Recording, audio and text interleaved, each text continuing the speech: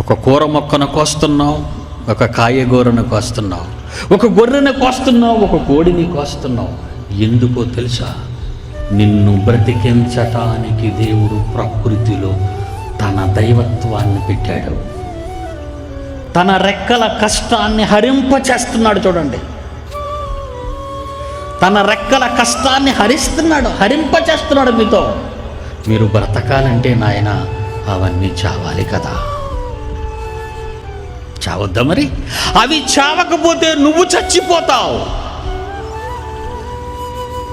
వరి కొయ్యవా? కోతలు చెయ్యవా? ధాన్యం ఆడించవా? బియ్యం తెచ్చుకోవా? వండుకొని తినవా?